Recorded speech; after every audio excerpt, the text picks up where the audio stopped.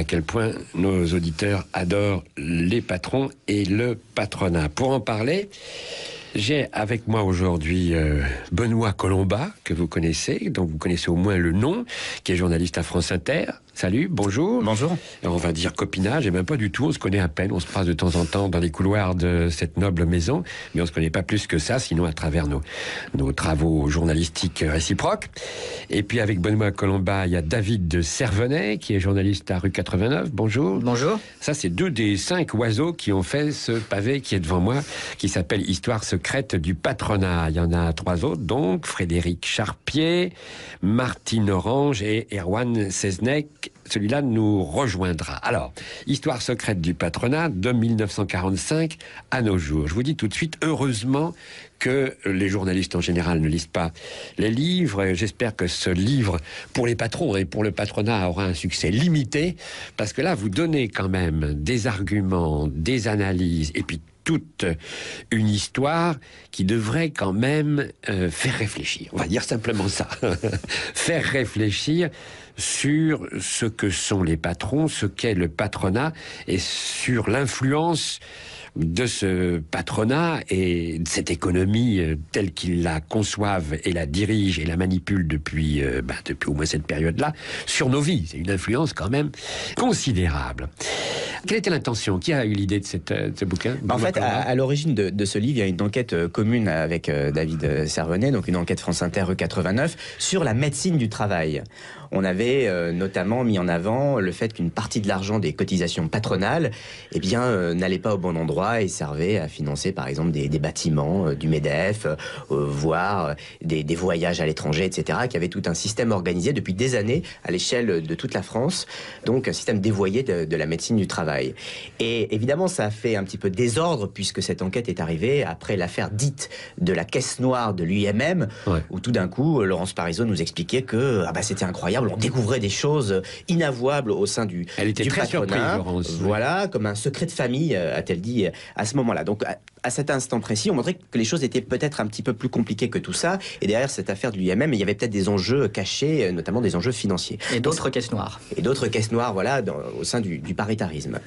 Et d'ailleurs, on l'explore dans le livre. Donc ça, c'était le point de départ. Et donc, voilà, on s'est dit, il y a un fil, et puis on veut tirer le fil de cette pelote-là. Et avec David, on s'est aperçu que, paradoxalement, c'était un sujet qui avait été assez peu exploré journalistiquement. Oui, et l'idée revient en grande partie à François Gèze, notre éditeur, qui nous a poussé aussi à reprendre cette histoire sur une longue période, donc avec 60 ans de recul, en partant de la guerre, du pacte du Conseil national de la résistance, de cette espèce d'alliance entre gaullistes et communistes, pour construire ce fameux modèle français qui depuis a beaucoup dérivé. Oui. L'idée, c'était d'élargir un peu la focale, quoi, comme avec une caméra, parce qu'en restant le nez dans le guidon de cette affaire de la caisse noire du UMM, on comprenait à peu près rien. Oui. Vous commencez par moraliser le capitalisme, et là, il y a un point d'interrogation. Hein, c'est la période qu'on vit actuellement. Ça fait un bout de temps qu'on revient sur ce thème-là, mais enfin, avec la crise, on a entendu ce mot dans la bouche même de notre président de la République, il faut moraliser le capitalisme. Il y a un capitalisme barbare, il y a des excès, il y a des abus, et maintenant, l'éthique. Voilà, l'éthique, on va moraliser le capitalisme.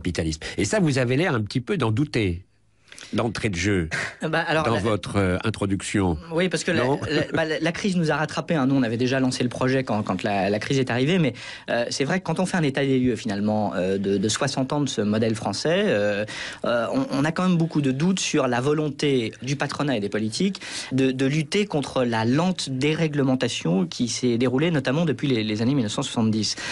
Voilà, et donc aujourd'hui, quand revient sur le devant de la scène tout un discours keynésien sur la régulation de l'économie, il faut limiter ses excès, etc., on se rend compte que ça correspond pas du tout à la politique que à peu près tout le monde, y compris la gauche d'ailleurs à partir des années 80, a soutenu, quoi. Donc il y a quand même un hiatus entre le discours public aujourd'hui et les actes. Et c'est intéressant de revenir au fait parce que la dérégulation des marchés financiers, elle tombe pas du ciel. Donc c'est intéressant de revenir, effectivement, David faisait allusion notamment au rôle de la gauche, par exemple, qui a une responsabilité assez importante dans cette dérégulation des marchés. Donc c'est un long mouvement qu'on suit à partir des années 80.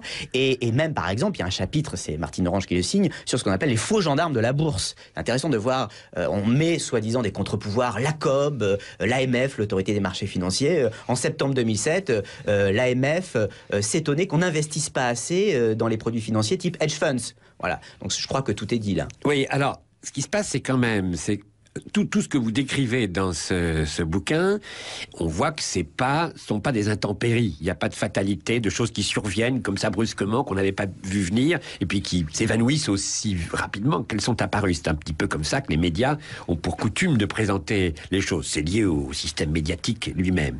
Il y a ça. Mais il y a d'autre part aussi l'idée d'un complot, c'est-à-dire il y a des choses qui se trament, des cabinets obscurs, où des gens tirent des ficelles, et ça, vous oscillez toujours un peu entre les deux. En vous lisant, on se dit, ah oui, ça, ils arrivent à montrer que ça n'était pas un hasard, mais est-ce que par moment, par exemple, vous parlez de Bilderberg ou de choses comme ça, est-ce qu'il n'y a pas là l'idée d'un complot, de choses qui sont préparées de longue date et avec des gens qui... On n'a pas de vision complotiste de l'histoire, mais ce qu'on s'est efforcé de faire quand même en retraçant cette histoire secrète du patronat, et là le qualificatif a tout son sens, c'est de mettre en lumière aussi des personnages ou des mécanismes qui ne correspondent pas à la légende qu'on nous a racontée sur une espèce d'histoire un peu officielle comme ça. 2 exemples. Par exemple, on nous dit, donc revenons sur ce modèle français, on nous dit c'est un modèle exceptionnel, très redistributif, social, etc. En fait, quand on regarde un peu précisément les mécanismes et le fonctionnement de la médecine du travail, des caisses de congés payés du bâtiment, de la formation professionnelle, du 1% logement, ou des fonds du handicap, par exemple, dont on a récemment parlé dans l'actualité, on se rend compte que tous ces systèmes qui, au départ, sont fondés sur de très bonnes intentions, ont tous été dévoyés petit à petit. Pourquoi ? Pour financer les organisations patronales et les organisations syndicales. Donc aujourd'hui, on peut quand même se poser la question de savoir Comment se passe ce dévoiement ? Alors, de plusieurs manières. Le grand classique, c'est par exemple de faire salarier des permanents du MEDEF, de la CGPME, des grandes confédérations syndicales par ce genre d'organisme. Mais c'est aussi, ça peut être d'acheter des ordinateurs, d'acheter des immeubles pour construire des sièges, etc. etc. Il y a plein de mécanismes possibles. Il y a par exemple sur les caisses de congés payés du bâtiment une cotisation professionnelle qui est ponctionnée auprès des entreprises pour les organisations patronales, qui est présentée comme une cotisation obligatoire. C'est comme si vous étiez obligé, quand vous êtes une entreprise, de cotiser à une organisation patronale, ce qui est évidemment formellement interdit. Voilà, ce genre de choses. Et puis l'autre aspect qu'on a voulu développer aussi, c'est de mettre en lumière des personnages qui n'apparaissent pas, et qui ne sont jamais apparus dans l'histoire patronale, mais qui sont complètement méconnus du grand public et qui ont joué un rôle très important dans le fonctionnement des coulisses, justement, de tous ces mécanismes de dévoiement. Par exemple, vous faites apparaître un personnage dont j'avais jamais entendu parler, j'avoue, c'est Georges Albertini. Georges Albertini, par exemple, c'est effectivement assez emblématique. C'est alors à l'origine quelqu'un plutôt engagé à gauche, on va dire, Parti communiste, SFIO, avant-guerre.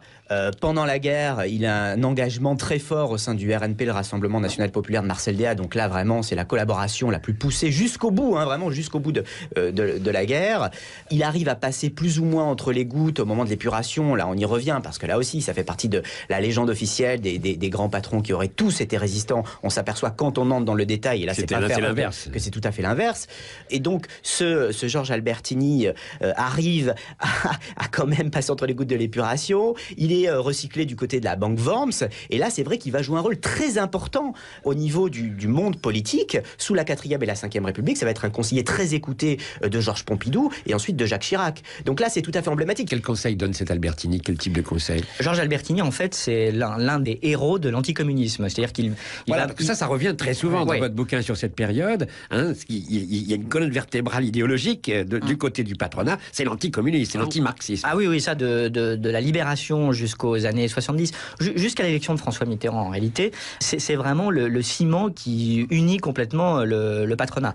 Et donc Georges Albertini va monter un certain nombre d'officines, très souvent d'ailleurs sur des financements des services secrets américains, des officines anticommunistes. Il se spécialise dans l'étude des syndicats et notamment de la CGT, parce qu'il faut bien connaître l'ennemi, comme il l'appelle, et donc il monte par exemple des formations pour les patrons, pour apprendre à négocier avec les syndicats, ce genre de choses. Et puis c'est aussi Georges Albertini, le personnage... Parce que lui a son passé d'homme de gauche, oui, absolument. Même d'extrême gauche. Il était communiste, je crois, dans sa jeunesse. Oui, il a été communiste. Et puis donc il peut venir en disant « je sais de quoi je parle ». Absolument. Et il connaît très bien tous ces milieux. Et puis il a ses entrées partout, du côté de Guy Mollet, pour la SFIO, le champ est très large. Et à la fois, lui fournit les munitions financières. David faisait allusion, par exemple, à l'argent de la formation professionnelle. Les munitions financières, des connexions avec l'UMM, et les munitions intellectuelles. Parce que les structures dont on parle, l'Institut d'histoire sociale, l'Institut supérieur du travail, tout ça, c'est des officines qui vont alimenter en munitions intellectuelles toute une partie du personnel politique, effectivement, dans ce contexte d'anticommunisme. Et par la suite, dans les années 70, il va permettre aussi de recycler toute une partie du personnel politique venu de l'extrême droite et qui vont s'engager dans les mouvements libéraux, Gérard Longuet, Alain Madelin et d'autres. Et il a une influence très forte sur le pouvoir, puisque Frédéric Charpier révèle dans un très bon papier une note d'Albertini qui est remise à Georges Pompidou 2 jours après son arrivée à l'Élysée, donc à la présidence de la République, où il résume la politique économique et sociale que le nouveau président devrait suivre. Et quand on lit cette note, on se rend compte que ça correspond dans les très grandes lignes au programme que Georges Pompidou va appliquer pendant sa présidence. On continue avec l'histoire secrète du patronat de 1945 à nos jours, secrète, ne l'oublions pas. Alors, vous avez construit le bouquin en plusieurs séquences historiques et vous suggérez aussi qu'il a plusieurs genres de capitalisme. Vous mettez en doute la capacité de moraliser le capitalisme, par le capitalisme lui-même d'ailleurs, mais après, vous découpez en séquences. Est-ce que vous pouvez évoquer les différentes séquences historiques ? Oui, alors la première grande séquence, c'est celle qui va c'est David Servenet qui parle là. De la guerre donc jusqu'à 1968, où il y a assez clairement une rupture intellectuelle en fait dans cette histoire patronale et qui se caractérise notamment cette première période par le poids de l'anticommunisme. On en a un petit peu parlé, mais aussi de la décolonisation. On montre quand même que par plein d'aspects, la décolonisation va jouer un rôle très important dans la structuration des grandes fortunes. Il y a un exemple qui est assez parlant, qui est la fortune de Sylvain Floirat, qui est à l'époque donc un grand magnat qui est personnage haut en couleur, on disait. Absolument. C'est Europe numéro 1, non ? Oui, absolument. C'était le patron d'Europe numéro 1 et il est considéré comme le père spirituel de Jean-Luc Lagardère, puisqu'il a transmis à Jean-Luc Lagardère Matra, qui va devenir ensuite donc le cœur du groupe d'armement qu'on connaît. Et Sylvain Floirat, en fait, va bâtir une bonne partie de sa fortune sur le trafic d'héroïne organisé par les services secrets français, donc le SDEC à l'époque, pendant la guerre d'Indochine, pour financer les maquis que le SDEC a organisés sur les hauts plateaux du Tonkin pour faire la guérilla contre le Viet Minh. Et Sylvain Floirat donc loue ses avions de la compagnie Aigle Azur pour transporter l'opium qui ensuite est transformé en héroïne dans des laboratoires autour de Saigon. Voilà, ça c'est un aspect qui est assez méconnu, mais qui montre bien que toute cette période de la décolonisation des indépendances va jouer un rôle quand même assez important. Ce que vous mettez en valeur, je trouve, très souvent, c'est quand même la toile de fond, et même plus que ça, idéologique de tout ça, hein, de tout ce monde de l'économie et du patronat, qui se présente toujours avec l'espèce d'objectivité de l'économie, le côté, la fatalité économique, l'obligation de la concurrence, la pression des actionnaires, etc.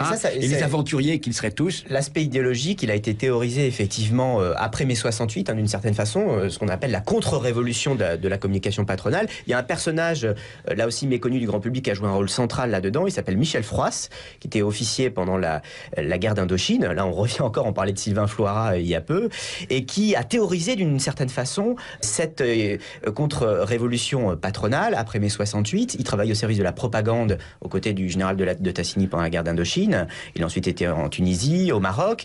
Il a travaillé pour le syndicat des industries électriques dans les années 50. Et c'est lui qui crée le premier service de la communication du CNPF, hein, c'était le nom du patronat à l'époque, au début des années 70. Et là, il va théoriser la façon effectivement de retourner l'opinion, de se faire des journalistes des amis. Hein, sa formule restée célèbre, c'est pour se servir de la presse, il faut la servir. Et il va former toute une génération de communicants qui aujourd'hui conseillent les grands patrons. Dont une certaine Madame Méo.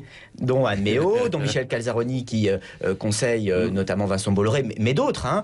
Et donc effectivement, ce qui est intéressant, c'est de faire le parallélisme entre ce qu'on appelait l'arme psychologique, hein, la 7e arme, qui était utilisée pour lutter contre la guérilla, la contre-guérilla, et de voir comment cette technique a été utilisée et adaptée au monde patronal. Quel est le réel poids de ce patronat, justement, après ce que vous dites là, sur les médias, puisque vous êtes tous les trois, on est même tous les 4 journalistes. Quelle est la technique, la pression réelle ?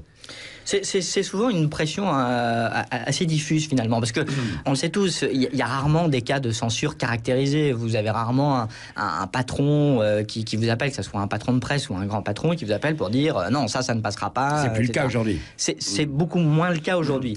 Par contre, il y a... Sauf au Figaro, ça continue quand même. Oui, pas qu'au Figaro d'ailleurs.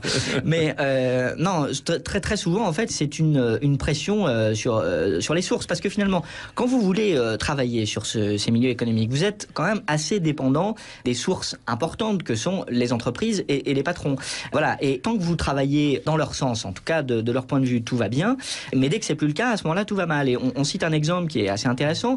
Un confrère des Échos qui s'appelle Guillaume Delacroix, qui a suivi donc Laurence Parisot et le monde patronal pendant des années, un jour se met dans l'idée de faire une enquête pour faire un livre. Et le jour où il en parle à Laurence Parisot, avec qui il a les meilleures relations, elle se fâche, elle le congédie et elle va même le blacklister, puisqu'il nous rapporte que lors d'une réunion du conseil exécutif du MEDEF, donc le bureau en quelque sorte du mouvement patronal, Laurence Parisot dit aux autres grands patrons, désormais vous ne parlerez plus à Guillaume Delacroix parce qu'il est en train de commettre un torchon. Voilà. Donc c'est plutôt comme ça que ça se passe. Et puis on voit bien que signer des biographies non autorisées de grands patrons, ça s'avère quand même une entreprise particulièrement ardue. Il y a l'exemple de Gérard Muliez, l'un des princes de la grande distribution, ou de Maurice Lévy dans le monde de la publicité. On s'aperçoit que les rares journalistes qui veulent s'attaquer journalistiquement à ces sujets-là, ils se heurtent à un mur. Ce qu'on trouve aussi, c'est les journalistes qui leur cirent les pompes aussi, quand même. Ça existe, il faut bien dire les choses. Ça existe. Oui. On continue avec l'histoire secrète du patronat de 1945 à nos jours, avec Benoît Colombat. Et puis avec Benoît Colombat, il y a David de Servenay et Erwan Seznec. Alors, ce qui se passe aussi, ce que vous mettez bien en lumière, je trouve, c'est tout le couple État-patron. L'État et les patrons, et ces gens-là qui se présentent toujours, justement à travers les biographies complaisantes qui sont faites sur eux, comme des héros, des visionnaires qui prennent des risques. Et ça fait partie de la légende, effectivement, ces grands conquistadors, grands libéraux, effectivement. Quand on commence à regarder comment certains ont constitué leur fortune, on voit qu'effectivement, il y a quand même un léger décalage et qu'ils se sont beaucoup servis justement de l'État pour arriver à leur fin, en flirtant avec la ligne jaune. Donc on voit effectivement des gens comme Bernard Arnault ou comment Bernard Tapie a pu faire une partie de sa fortune à la barre des tribunaux de commerce, que ça soit aussi Marcel Dassault. Enfin, la liste Marcel est longue. Dassault, c'est bien quand il dit « je les ai tous payés ». Oui, tous les tous payés, c'est les politiques. Il le disait carrément, ouvertement, c'était à chéquier ouvert, il y allait, et son fils continue. Le cas de Marcel Dassault est intéressant à plus d'un titre parce qu'il est assez nuancé. Marcel Bloch, donc on le sait, a passé la guerre dans un camp de concentration, et en fait, il doit sa survie au Parti communiste qui, dès son arrivée au camp, lui disent on vous connaît, monsieur Bloch, ne vous inquiétez de rien, on va vous protéger. Ce qui est effectivement le cas. Et quand il rentre, après-guerre, quand il revient des camps, Marcel Dassault, donc, va avoir les meilleurs rapports avec le Parti communiste et va avoir une politique plutôt assez paternaliste, mais assez sociale, en fait, au sein de son entreprise. Oui, mais il soutient aussi, on dit qu'il versait chaque année une somme au Parti communiste, c'est vrai ça? Il a toujours laissé planer cette ambiguïté. Mais ça serait pas étonnant, parce que toujours en raison de ce creuset qu'a été pour lui la guerre. Et ce qui est intéressant aussi dans l'histoire des Dassault, c'est que donc, ce sont des gens qui ont toujours tenu un discours extrêmement libéral sur le mode, il faut laisser faire les marchés, etc. etc. Et en réalité, le groupe Dassault, c'est en grande partie construit grâce à la commande publique. S'il n'y a pas l'État qui lui commande des avions, etc., le groupe Dassault n'existe pas. Donc c'est pour ça aussi qu'il faut entretenir les meilleurs rapports avec le monde politique, et c'est pour ça que Marcel Dassault va faire la carrière d'un homme politique qu'on connaît tous et qui s'appelle Jacques Chirac. Alors, ce retournement que vous évoquez là, entre 68-80, il se perd. On voit arriver là ce qu'on appellera le néolibéralisme à ce moment-là, non? Ou vous le placez plus tard, ça? C'est un peu à cheval sur les deux périodes, mais ce qui est très clair, c'est que dans les années 70, le patronat formule de manière explicite une vision stratégique pour les décennies à venir. Elle est assez simple, elle dit voilà, il y a eu mai 68, le champ de bataille en quelque sorte s'est déplacé sur le terrain intellectuel, idéologique, culturel, médiatique, sur le champ de l'éducation notamment, et il faut qu'on investisse tous ces terrains-là de manière très offensive. Et c'est ce qu'ils vont faire. Il y a des histoires très intéressantes de ce point de vue-là, comment par exemple le patronat organise des colloques pour les enseignants, notamment les profs de sciences éco, pour leur faire passer en quelque sorte leurs idées, alors toujours dans les très bonnes conditions. Benoît en parle, il y a un colloque qui est organisé au Mont-Saint-Michel, dans de très bonnes conditions, très bons hôtels, très bons restaurants, etc. Et tout ça sert à... C'est quelle époque ça? Alors ça, c'est plus tard, c'est dans les années 80-90, mais effectivement, ça vient de loin, ça a été théorisé avant et mis en application, y compris dans cette période-là. Et quand on a parlé plus tard de fluidification de l'espace public, ça passait aussi par ça. Mais je veux dire, ça n'était pas secret, mais c'est intéressant de le documenter. Moi, j'ai retrouvé notamment les archives de certains colloques, ils se cachaient pas, mais il y avait un message très clair qui devait Alors être c'est ça que vous dites en permanence, c'est que c'est clair, c'est public, il n'y a pas de complot derrière ça. Pourquoi est-ce qu'on ne le sait pas plus? Pourquoi est-ce qu'un bouquin vient seulement maintenant, je dirais? Alors, il y a un élément qui joue et dont qu'on peut relier c'est ce qu'on vient de dire. Qui parle. C'est l'effondrement du contre-pouvoir syndical qui se fait sur la décennie 80 de manière spectaculaire et qui laisse le champ libre au patronat. Et ce contre-pouvoir qui s'effondre, il est sous-jacent en fait dans plusieurs chapitres de notre livre où on voit les syndicats qui... sincèrement, il n'y a pas d'autre expression, qui acceptent d'aller à la soupe à travers les instances paritaires, concrètement ce qui gère la sécurité sociale et ses multiples satellites. On voit se dessiner un syndicalisme d'appareil qui peut se passer de militants, qui n'a plus besoin d'eux pour vivre financièrement et qui devient dépendant du patronat. Un syndicalisme d'accompagnement. Un syndicalisme d'accompagnement est encore une expression polie. C'est un syndicalisme de complaisance à bien des égards et qui accepte de jouer un jeu dangereux, notamment... Là, vous parlez de la CFDT, par exemple. Oui, et je parle aussi de l'amiante. Les syndicats ont assumé une lourde responsabilité dans ce dossier en refusant de voir ce qui était en train de se passer. Comment vous expliquez cette orientation, effectivement, des syndicats au cours de ces périodes? Moi, je pense que ça tient à un phénomène historique, c'est qu'à partir des années 70, le nombre d'adhérents au syndicat baisse de manière très régulière et assez forte. Et à l'inverse, le nombre de permanents dans les grandes confédérations augmente, lui, de plus en plus. Donc vous avez deux courbes là qui se croisent en quelque sorte. Les syndicats ont vraiment besoin de financement. Comme tout ça, ce n'est pas du tout organisé, que la loi reste extrêmement floue, que les syndicats n'ont pas d'obligation de comptes à rendre, etc., de comptes à publier, ils s'organisent un peu comme ils peuvent. Et je pense qu'ils répondent beaucoup aussi à cette contrainte qui pèse sur eux, qui est une contrainte financière, parce qu'il ne faut quand même pas oublier que le vrai pouvoir, et ça on le rappelle à de nombreuses reprises, ça reste l'argent. Dans la période 68-80, moi je mettais une date importante, c'est 74 avec l'élection de Giscard, et auparavant il y a un épisode que vous évoquez, c'est l'IP. Ça, c'est un grand moment. Le patron a besoin de toi, tu n'as pas besoin de lui. Je me souviens de ça. Oui, c'est un moment charnière. Hein, c'est un moment charnière. Ouais. Là, vos patrons ont eu chaud aux oreilles. Là, il y a Claude Neuschwander, qui était le patron un peu de la Nouvelle Gauche, qui avait été choisi à un moment pour reprendre cette entreprise en lien avec le patronat qui était considéré comme progressiste à l'époque, c'est-à-dire des gens comme Antoine Riboud, le patron de Danone, par exemple. Claude Neuschwander a une phrase assez cruelle. Il dit c'est le moment où on passe d'un capitalisme où l'entreprise est vraiment au centre à un moment où c'est la finance qui prend le pouvoir. Et c'est intéressant, effectivement. Ouais. Alors peut-être tout le monde ne se rappelle pas de l'épisode LIP, c'est en 73, effectivement, cette entreprise d'horlogerie, entre autres, est en crise, se cherche un repreneur, c'est finalement... et donc, d'une certaine façon, c'est les employés, les salariés qui veulent sauver leur entreprise, mais non pas pour faire la révolution. Qui, dans un premier temps, y parviennent. Absolument. Non pas pour faire la révolution. Bon, c'était notamment la CFDT, quelqu'un comme Charles Piaget qui est resté, dont le nom est resté dans cette histoire-là, non pas pour faire une révolution bolchevique, mais au contraire, parce qu'ils étaient attachés à leur outil de production et qui voulaient sauver l'entreprise. Mais effectivement, pour le patronat de l'époque, François Sérac et le CNPF, c'était absolument abominable. C'était qu'est-ce que c'est que ces salariés qui veulent prendre le contrôle de l'entreprise, enfin bon. Et donc, finalement, c'est Claude Neuschwander qui reprend l'entreprise, et finalement, il y a un choix politique qui va être fait, alors que cette entreprise était viable économiquement. En 1975, donc, effectivement, c'est Jacques Chirac qui est Premier ministre. Jacques Chirac, alors je raconte la scène dans le chapitre, demande à Antoine Riboud, convoque quasiment Antoine Riboud à l'Élysée en présence de François Sérac et dit bon, maintenant c'est ou vous ou l'IP, quoi. On est après le premier choc pétrolier, il faut quelque part faire un exemple, et on est dans cette période où effectivement c'est la financiarisation de l'économie qui commence à arriver, et Claude Neuschwander, qui se retrouve devant le fait accompli, refuse effectivement d'aller dans cette direction-là, et il va se retrouver à la porte et blacklisté du jour au lendemain. Voilà. Donc là, effectivement, c'est un moment un peu de bascule idéologique, l'affaire LIP. C'est ça, idéologique, c'est-à-dire que là, la finance va prendre le pas sur l'économie.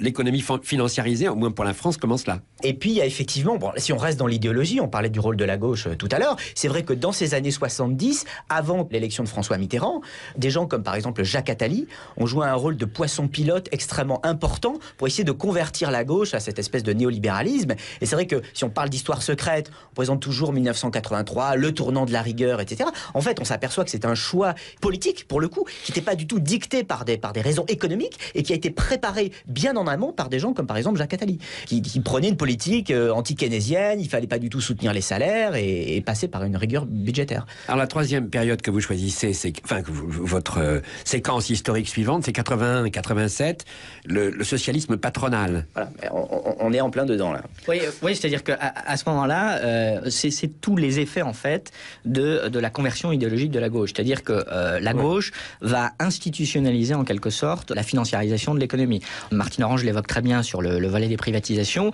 où en fait, on l'a un peu oublié, mais les premières privatisations, c'est la gauche qui les lance. De la même manière que la libéralisation des marchés financiers est opérée par Pierre Bérégovoy à l'époque. Et donc, à chaque fois que la droite revient au pouvoir, elle ne fait que continuer, parfois accentuer ce mouvement, mais c'est un mouvement là qui est continu. Et c'est là aussi où commencent vraiment les premières grandes privatisations. Alors, on s'attarde un petit peu sur celle des médias, notamment celle de TF1, avec l'espèce de cadeau qui est fait au groupe Bouygues à l'époque. Voilà, mais et là, on s'aperçoit qu'on part pour 20 ans de privatisation forcée et régulière, en fait, entre les gouvernements de gauche et les gouvernements de droite. Et la dernière qui a eu lieu est celle qui a été menée par Dominique de Villepin sur les autoroutes en 2006, qui ont été bradées à des grands groupes privés, qui depuis d'ailleurs font des marges de profit absolument extraordinaires.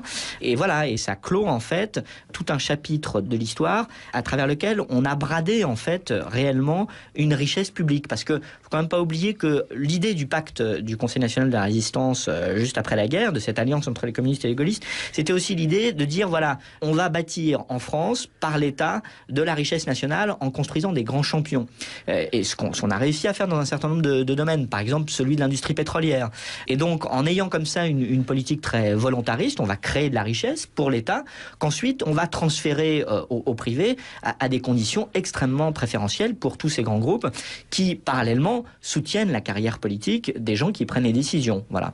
Il ne faut pas oublier qu'en 87, quand le gouvernement de Jacques Chirac lance ses privatisations, on est en face d'une crise financière grave qui se prépare et qui va éclater en octobre 87. On a le souvenir de cette époque-là d'une gauche plutôt dogmatique et d'une droite pragmatique. Mais en fait, c'est exactement le contraire. La gauche, à ce moment-là, ne critique pas les privatisations tant sur le principe que sur les modalités. Il dit, si vous les privatisez, bon, vous le ferez, mais au moins, attendez. La bourse est en train de s'effondrer, vous allez brader ces entreprises, comme le dit David Servenet, mais c'est une braderie qu'on a pu chiffrer. Sur les ventes de très très grands groupes français, l'État a perdu 15, 20, 30% de ce qu'il aurait pu en obtenir, simplement en attendant quelques mois. Mais il fallait privatiser pour envoyer un signal, ce qui était absolument effarant. Et on a reparlé de France Télécom et de la vague de suicide à France Télécom. L'ouverture du capital, France Télécom, elle s'est quand même faite sous la gauche au départ. Mais oui, c'est ça. Aujourd'hui, c'est peut-être la raison pour laquelle la gauche n'a pas le crédit qu'elle souhaiterait avoir aujourd'hui. On continue avec l'histoire secrète du patronat de 1945 à nos jours avec Benoît Colombat, David de Servenet et Erwan Seznec. Alors, qui revient quand même souvent dans votre bouquin, c'est embrouille, escroquerie, arnaque quand même, avec respectable sous la façade de la loi. Triche, c'est la triche en fait. C'est la triche, mais dans le cadre de la loi, quoi, autant que possible. Alors, parfois dans le cadre de la loi, parfois ça déborde un peu. Mais on décortique, et Martine Orange le fait avec beaucoup de talent, le système qui s'est beaucoup développé dans les années 80 de ces grands patrons qui ont fait fortune à la barre des tribunaux de commerce. Et selon un arrangement assez simple en fait, avec d'un côté la complicité d'une banque, en l'occurrence si on prend le cas de Bernard Tapie, c'est une filiale du Crédit Lyonnais, dont le directeur est également le président du tribunal de commerce de Paris. Et le troisième personnage, c'est un avocat d'affaires qui est aujourd'hui très connu et qui est un expert en montage financier qui s'appelle Jean-Louis Borloo. Et à l'époque, donc Tapie, Borloo et Despessa, donc le président du tribunal de commerce, monte un système par lequel le président du tribunal de commerce repère les groupes en déclin, mais qui ont encore dans leur périmètre des actifs tout à fait valorisables. Il passe donc en procédure de liquidation. Tapie les reprend très facilement. Il liquide toutes les branches pourries, en général avec des subventions de l'État pour financer les licenciements. Il valorise les quelques pépites à valoriser et il les revend très vite. Et Tapie va construire sa fortune là-dessus, exactement comme Bernard Arnault ou François Pinault, on l'a oublié. Alors la différence, c'est que Tapie n'a pas de vision industrielle, il veut pas bâtir un groupe cohérent, là où des gens comme Bernard Arnault et François Pinault vont bâtir des groupes avec une vraie logique industrielle, Arnault dans le luxe, pour l'exemple. Période suivante. On arrive en 97, là, c'est ça? Absolument. Après la période des années 90, c'est la mondialisation. Voilà, toute cette période durant laquelle, alors là, il y a un double mouvement, en fait. Il y a un mouvement de régulation, notamment parce qu'entre la fin des années 80 et le début des années 90, il y a tout un tas d'affaires politico-financières qui éclatent. Et donc, derrière, il y a une réaction normative. Hein. C'est-à-dire que c'est quand même tellement voyant et scandaleux que là, les politiques décident quand même de mettre un peu le haut là. Mais parallèlement, il y a tout un un tas de nouveaux mécanismes qui se développent dans le cadre de la mondialisation, qui vont être encore, d'une certaine manière, encore plus pervers, parce que ça va donner une logique à la financiarisation de l'économie qui ne va plus s'arrêter, qui va s'emballer en quelque sorte. Erwan Seznek, vous êtes arrivé plus tard. La question qu'on posait au départ, est-ce que vous croyez qu'on peut moraliser le capitalisme, puisque c'est ça votre point de départ, et ça va être ça notre point d'arrivée? Non, absolument pas. Notre livre parle effectivement beaucoup d'arnaques, de combines, mais je pense que notre livre parle de l'économie et du capitalisme comme les entrepreneurs en parlent entre eux en privé. Faut pas se voiler la face. Certains vont lire le livre avec régal, où ils vont se dire mais ils se sont complètement plantés, ces pauvres, c'était encore plus compliqué que ça. Mais ils vont pas tomber du ciel. Enfin, il faut vraiment bien distinguer le patron d'une petite PME de plasturgie dans l'Ain des gens dont on parle. Lui, il a la tête dans le guidon, il essaie de tenir sa boîte. Oui, et puis il va servir de caution aux autres. Exactement. C'est comme dans le monde. C'est le petit gars qui se débrouille dans son coin, qui fait ce qu'il peut avec ses salariés. Mais lui n'a rien à voir avec ça. C'est un monde qui est totalement étranger et qui cautionne pas. Les petits patrons de PME ont une image désastreuse du MEDEF en France. Faut pas se le cacher. Vous avez rencontré ces patrons au cours de vos enquêtes? On a pu en rencontrer un certain nombre, effectivement, et contrairement à ce qu'on pourrait penser, certains parlent, bien sûr. Alors, Laurence Parisot, le président du MEDEF, a refusé de nous rencontrer, c'est pas faute de l'avoir sollicité, mais sinon, bien entendu, c'est vrai que l'affaire de la caisse noire de l'IMM a, d'une certaine façon, aussi délié certaines langues, parce qu'on voit bien quand même derrière l'affichage public, d'une affaire que tout le monde a l'air de découvrir tout d'un coup, il y a des enjeux très importants derrière, il y a des règlements de compte autour de prise de pouvoir. Donc c'est vrai qu'on a peut-être bénéficié aussi de ce concours de circonstances-là. On a l'impression quand même, en vous lisant, il y a quand même pas mal de choses qu'on savait déjà dans votre somme, là, les affaires tapis, les affaires UIMM, etc. On a l'impression qu'on n'a pas prise là-dessus. On parlait du pouvoir des syndicats qui est effectivement affaibli ou faible, en tout cas aujourd'hui. On a l'impression qu'on n'y peut rien. On a l'impression que, après tout, à quoi bon savoir tout ça? Non, mais comme le disait Erwan tout à l'heure, c'est vrai que quelque part, c'était un petit peu la défaite des contre-pouvoirs, des contre-pouvoirs politiques, des contre-pouvoirs syndicaux, des contre-pouvoirs journalistiques. C'est aussi ça qui a peut-être un petit peu derrière. Enfin, la brigade financière est quand même de perquisitionner chez quelques syndicats. Tout de même, c'est pas désespéré. Et puis, c'est peut-être pas un combat qu'on peut clore une bonne fois pour toutes, mais il est nécessaire et vital d'en parler et d'informer les gens. Ça choque quand même, heureusement, encore un peu. Oui. Mais le combat, quelqu'un comme Alain Minc le poursuit. Pour Alain Minc, ce n'est qu'un début, il continue le combat. Et c'est le début de votre bouquin. Parce que vous commencez par un courrier qu'Alain Minc adresse à ses amis patrons en leur disant « Est-ce que vous vous rendez compte de la situation ?» La situation est critique, il sonne l'alarme. Ouais. Qu'est-ce que vous pensez qu'il se fout du monde ou c'est vrai? Parce que finalement, ce qui s'est passé, c'est que il s'est rien passé pour eux, pour vos patrons là. Cette crise financière, ils s'en sortent très bien. Alain Minc, c'est un peu la marionnette utile finalement du patronat. C'est-à-dire que c'est celui qu'on agite en permanence sur les plateaux de télévision pour porter la bonne parole. Voilà, il le fait d'ailleurs avec grand talent. Maintenant, je pense qu'il y a des logiques à l'œuvre qui sont très difficiles à contrer. Et c'est notamment la logique qui veut que patronat et politique sont dans un tango duquel ils n'arrivent pas à sortir en quelque sorte. Et vous oubliez le troisième personnage, un télo médiatique dont on a parlé tout à l'heure, qui joue un rôle important. Vous le montrez d'ailleurs. Alain Minc en est la parfaite illustration. C'est pour ça qu'on met cette phrase en exergue au début du livre. Je peux juste la citer en quelques mots, parce qu'elle est tellement caricaturale qu'elle en est intéressante. Donc, il s'adresse à ses amis patrons en leur disant « Mesurez-vous que le pays a les nerfs à fleur de peau, que les citoyens ont le sentiment, fut-il erroné, de subir une crise dont nous sommes tous, à leurs yeux, les fautifs. » Donc là, attention, l'opinion se réveille, faut prendre toutes les précautions possibles. Bon, lui ne juge pas qu'il faut changer quoi que ce soit. C'est simplement que ils sont rattrapés par la défaite de leur propre idéologie à ce moment-là, de cet ultralibéralisme, de cette dérégulation à outrance. Et donc simplement là, il lance un signal. On voit bien, là, l'actualité récente a bien montré que une fois la première vague passée, bon an, mal an, tout est en train de se remettre en place, que ce soit au niveau des produits financiers, au niveau du reste. Mais c'était intéressant de mettre cette photographie de cet instant T d'Alain Minc tirant cette sonnette d'alarme. Voilà. Et tout va recommencer comme avant, bien entendu. Et tout recommence comme avant, as usual. Et business as usual. Voilà, et que tout change pour que rien ne change. Qu'est-ce que vous espérez de ce bouquin? Quel impact? À quoi vous vous attendez? Des emmerdements avec les patrons? Ça commence. Ah, il fait un grand sourire. On espère que ce livre aura une longue carrière. Nous, on reste journaliste, on rapporte des faits. Après, c'est au lecteur de s'en emparer en quelque sorte. Et si chaque lecteur, dans sa vie professionnelle, dans sa vie militante, dans sa vie syndicale, dans sa vie associative, peut transformer ces informations qu'on donne en quelque chose, ça sera très bien. Oui, parce que le bouquin est bien fait. C'est un gros bouquin, je l'ai dit, mais c'est très facile d'usage, d'utilisation. on peut Oui, aller. on a voulu un dépasser chapitre. le cercle des gens qui lisent ce genre de livres pour parler à des citoyens. Il ne faut pas s'intéresser à l'économie seulement quand votre usine est délocalisée. C'est un peu le but du livre. Conclusion.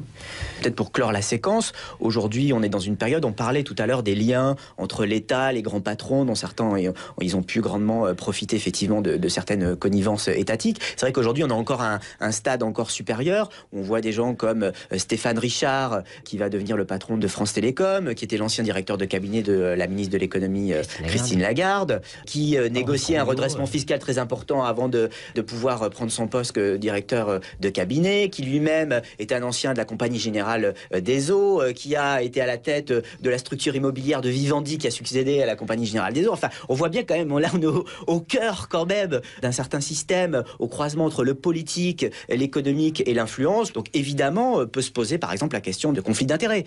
Bon, ça je pense que c'est des questions qui concernent tous les citoyens. Oui, puis il y a peut-être in fine une question que le patronat peut se poser aujourd'hui, c'est celui de son identité finalement. Parce que l'identité du patronat français, jusqu'à aujourd'hui, elle reposait, une fois de plus, sur le pacte du Conseil national de la résistance, c'est-à-dire une alliance nationale entre des groupes qui avaient des visions idéologiques différentes. Et aujourd'hui, on s'aperçoit qu'on a quand même un patronat qui calque à peu près toutes ses réactions et tous ses actes sur le patronat anglo-saxon. Et ça devrait quand même l'interroger, le patronat français, parce que dans la construction de la vie économique et sociale française, il y a autre chose, il y a une autre dimension. Et là, il y a une phrase qui est quand même très importante que je voudrais citer. C'est une phrase qui a été prononcée par Denis Kessler, donc ancien numéro 2 du patronat, qui est présenté d'ailleurs comme un candidat potentiel futur pour le patronat français. Ancien maoïste, très proche de Dominique Strauss-Kahn et patron de la Fédération des assurances, et qui en 2007 au magazine Challenge a expliqué clairement qu'il fallait défaire méthodiquement l'héritage du Conseil national de la résistance. Voilà où on en est aujourd'hui. Et dont Dominique Strauss-Kahn dit avec beaucoup d'humour, il est toujours pour la lutte des classes, mais il a changé de camp.